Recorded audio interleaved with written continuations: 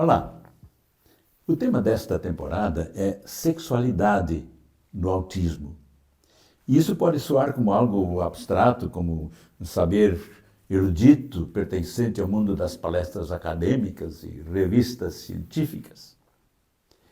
Neste episódio, a professora Hilde de Klerk vai nos mostrar como cada característica do pensamento e da experiência autista impacta de modo muito concreto cada momento da sexualidade das pessoas. Quando falo sobre habilidades de tomada de perspectiva, teoria da mente e tudo que está envolvido nessa questão, sempre volto à compreensão de emoções e à imaginação. Às vezes, realmente, precisamos de muita imaginação. Lembro um trechinho do filme Rain Man. O irmão de Raymond lhe conta que o pai deles faleceu. Então, Raymond, que é uma pessoa com autismo, pergunta: "Posso ver ele?" "Vamos ver ele juntos. Vamos logo." "Vamos logo," Raymond concorda. Mais tarde, no cemitério. "Você me disse que eu poderia ver ele," diz Raymond. "Ele está enterrado," responde Charlie. Raymond consegue ler a lápide. Send for Babbitt, 1918-1988, marido e pai amado. Enterrado. O pai está enterrado. Raymond olha para baixo, mas não vê nada. Só grama. Pai não. Já falei sobre o poder da imaginação. Pessoas neurotípicas talvez não entendam quando alguém diz que se apaixonou pela voz de alguém ou pela letra de alguém. No entanto, quem está no espectro e tem um pensamento perceptual muito concreto pode ter dificuldade em imaginar o que é apaixonar-se, porque é algo muito abstrato. Por isso, pessoas com autismo, especialmente aquelas com dificuldade de aprendizagem, não todas, mas algumas delas, podem recorrer a aspectos táteis, dizendo que se apaixonam pela voz ou pela letra de alguém. Imaginação e empatia muitas vezes andam juntas. É preciso imaginar do que seu parceiro gosta ou não gosta. É preciso entender o significado oculto nas conversas, na comunicação não verbal e principalmente na linguagem corporal. Lembro de Charles, um jovem de quem eu era coach. Ele estava muito apaixonado por uma moça e um dia conseguiu dormir com ela. Na manhã seguinte, eu perguntei como tinha sido a noite, se ele estava feliz, se tinha dormido com ela, se tinham feito alguma coisa. E ele disse: "Não fizemos nada, não nos beijamos nem nada." Eu fiquei surpresa e quis saber por quê, o que tinha acontecido. E ele respondeu: "Não aconteceu nada, ela não pediu nada, ela tirou toda a roupa e depois deitou comigo na cama. Como vou saber se ela quer fazer alguma coisa se ela não me diz?" Ou seja, Charles passou uma noite inteira com a namorada, que acabou tirando toda a roupa para sinalizar que queria que alguma coisa acontecesse. E ele não entendeu que a namorada, nua, na verdade, queria mais do que apenas dormir junto com ele. Faltou imaginação. Tão lógico e normal para nós, mas não para pessoas com autismo. Existe uma grande diferença entre comunicação direta, como dizer, "quero fazer amor com você", e comunicação oculta, como tirar a roupa. Para pessoas com autismo, isso tem que ser explicado quase que cientificamente. E no jogo de sedução, às vezes, a pessoa diz não, quando na verdade quer dizer sim. Como saber? Isso pode ser muito estressante para a pessoa com autismo. Pensem também nas pessoas com autismo que têm dificuldades sensoriais. Imaginem a pessoa ter um relacionamento íntimo com alguém e não querer que certas partes do corpo sejam tocadas. Por exemplo, conheço uma pessoa que não quer que toquem o rosto dela. Conseguem imaginar como é ter esse tipo de problema sensorial? Se essa pessoa vai ter uma relação sexual com alguém, praticamente tem que explicar a dificuldade com antecedência para não ter problemas de estresse.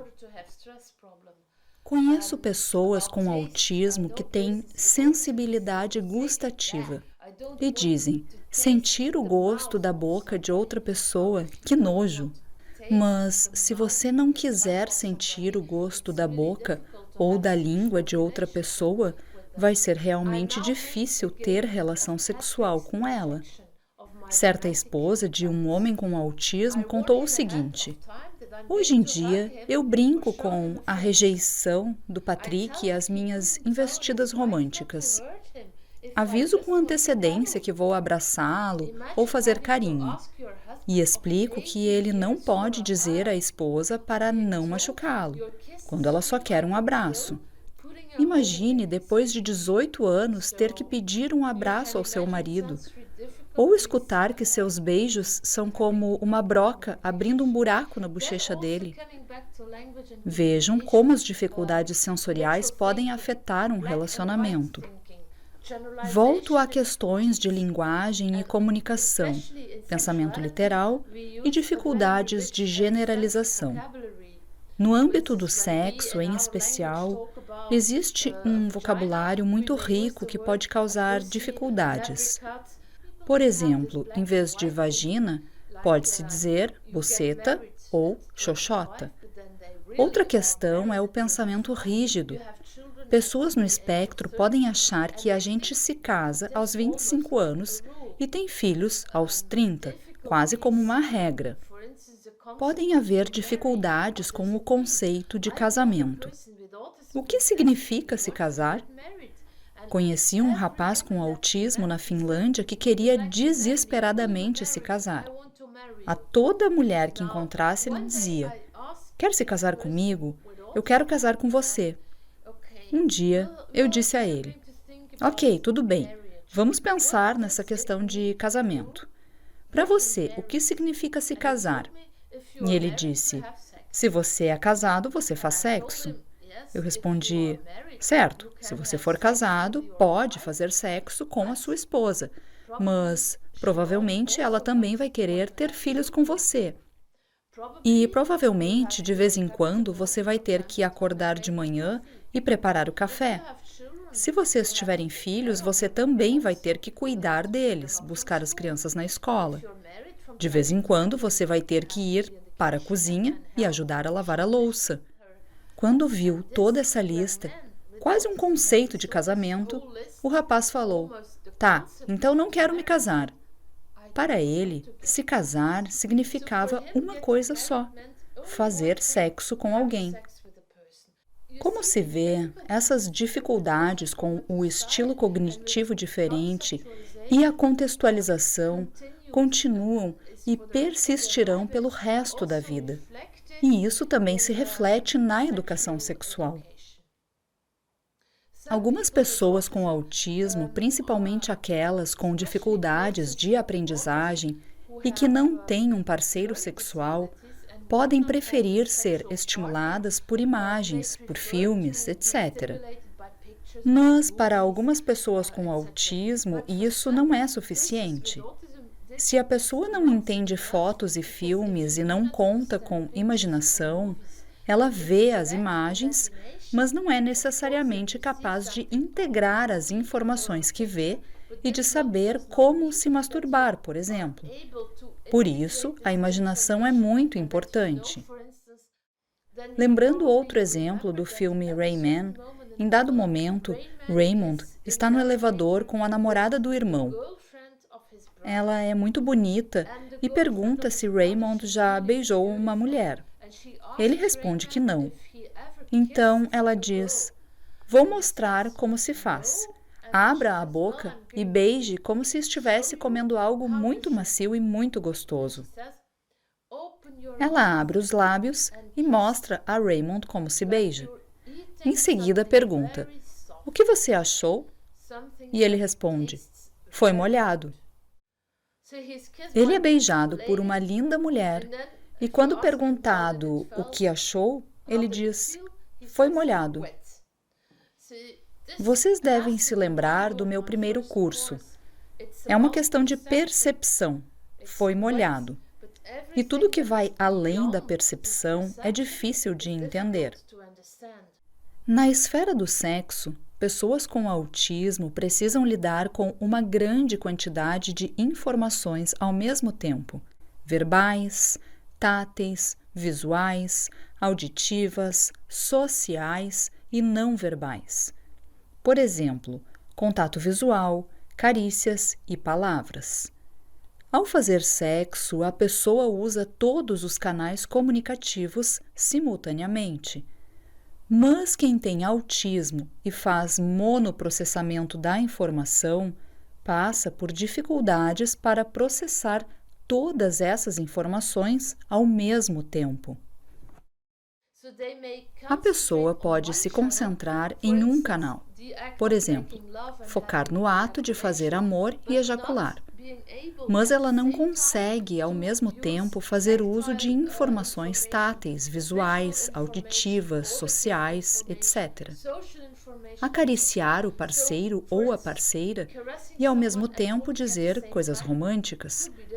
Pode ser difícil porque diversos canais são acionados simultaneamente. Sobre o monoprocessamento de informação, Gunilla Gerland diz o seguinte: "Sempre precisei pensar numa coisa de cada vez. Bastava alguém começar a tossir que eu perdia parte da ideia. E quando perdia parte da ideia, tudo desabava. E eu tinha que começar da frente." Pensem como é complicado durante o sexo não conseguir tratar informações em todos os canais ao mesmo tempo. Algo semelhante acontece com o processamento mais lento da informação, que abordei no meu primeiro curso. A rigor, não se trata de um processamento mais lento, mas de um tratamento da informação em diferentes subetapas.